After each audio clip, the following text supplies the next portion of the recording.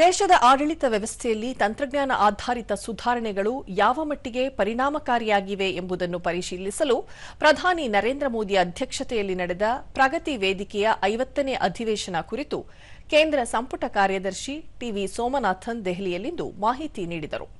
ಈ ವೇಳೆ ಅವರು ಕೇಂದ್ರ ಸರ್ಕಾರ ಆರಂಭಿಸಿದ ತಂತ್ರಜ್ಞಾನ ಆಧಾರಿತ ಆಡಳಿತ ವೇದಿಕೆಯಾಗಿದ್ದು, ದೇಶದ ಪ್ರಮುಖ ಯೋಜನೆಗಳು ಸಮಯಕ್ಕೆ ಸರಿಯಾಗಿ ಗುಣಮಟ್ಟದಿಂದ ಮತ್ತು ಅಡ್ಡಿಯಿಲ್ಲದೆ ಜಾರಿಯಾಗುವಂತೆ ನೋಡಿಕೊಳ್ಳುವುದೇ ಇದರ ಪ್ರಮುಖ ಉದ್ದೇಶವಾಗಿದೆ ಎಂದು ಹೇಳಿದರು.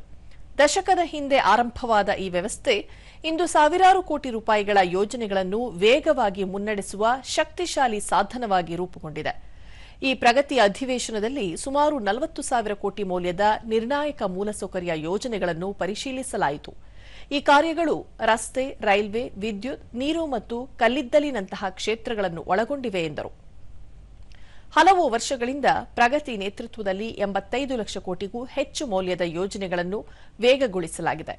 ತಳಮಟ್ಟದಲ್ಲಿ ದೊಡ್ಡ ಪ್ರಮಾಣದ ಪ್ರಮುಖ ಕಲ್ಯಾಣ ಕಾರ್ಯಕ್ರಮಗಳ ಅನುಷ್ಠಾನವನ್ನು ಬೆಂಬಲಿಸಲಾಗಿದೆ ಎಂದು ತಿಳಿಸಿದರು. 2014ರಿಂದ ಪ್ರಗತಿಯ ಅಡಿಯಲ್ಲಿ 377 ಯೋಜನೆಗಳನ್ನು ಪರಿಶೀಲಿಸಲಾಗಿದೆ ಮತ್ತು ಈ ಯೋಜನೆಗಳಲ್ಲಿ ಗುರುತಿಸಲಾದ 3,162 ಸಮಸ್ಯೆಗಳಲ್ಲಿ 2,958 ಸಮಸ್ಯೆಗಳನ್ನು, ಅಂದರೆ 94% ಸಮಸ್ಯೆ ಪರಿಹರಿಸಲಾಗಿದೆ ಎಂದರು.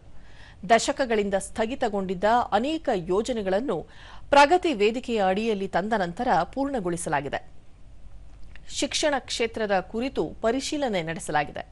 ಚೈತನ್ಯಶೀಲ ಶಿಕ್ಷಣ ವ್ಯವಸ್ಥೆಗೆ ಅಗತ್ಯವಾದ ಪಿಎಂ ಶ್ರೀ ಯೋಜನೆಗೆ ಸಂಬಂಧಿಸಿದ ಅಂಶಗಳ ಚರ್ಚೆ ನಡೆಸಲಾಗಿದೆ. ಪಿಎಂ ಶ್ರೀ ಯೋಜನೆಯು ಶಾಲೆಗಳಲ್ಲಿ ಶಿಕ್ಷಣದ ಗುಣಮಟ್ಟವನ್ನು ಸುಧಾರಿಸಲು ಜಾರಿಗೊಂಡಿರುವ ಯೋಜನೆ ಎಂದು ಹೇಳಿದರು.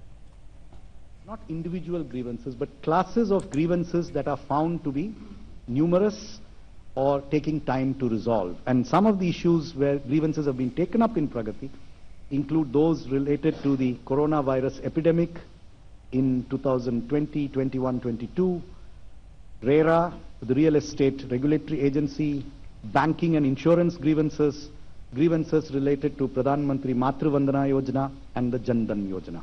These are again just examples. 36 different classes of grievances have been reviewed.